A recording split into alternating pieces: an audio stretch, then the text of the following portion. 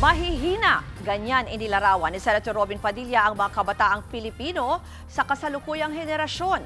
Sinabi yan ni Padilla sa pagdinig ng Senate Committee on Public Information and Mass Media kahapon. Huwag kayong magagalit sa akin. Ako, maraming batang magagalit siguro, pero pasensya na kayo. You are weak.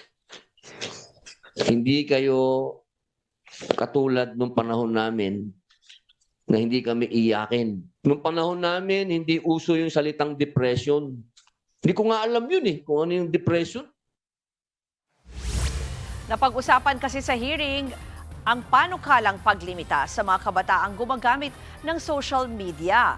Kasunod niyan sa isang online post, nilinaw ni Padilla na base raw ang kanyang pahayag sa datos na nakalap niya tungkol sa mga kabataang Pinoy. Kaya hirit ng senador, tumulong na lang sa issue kesa pag-usapan siya.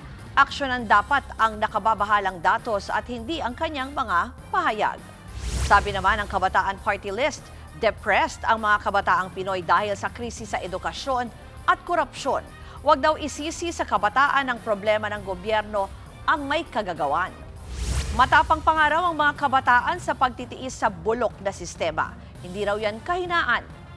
Sabi naman ng isang psychologist, masasabing mas matapang pangaraw ang mga kabataan sa ngayon kesa noong 1990s. Sa generation ngayon, lumalabas na mas strong ang mga kabataan because they don't see these mga simptomas na kahinaan. Because they're being honest, as matapang nilang hinaharap ngayon itong condition na tinatawag nating depression.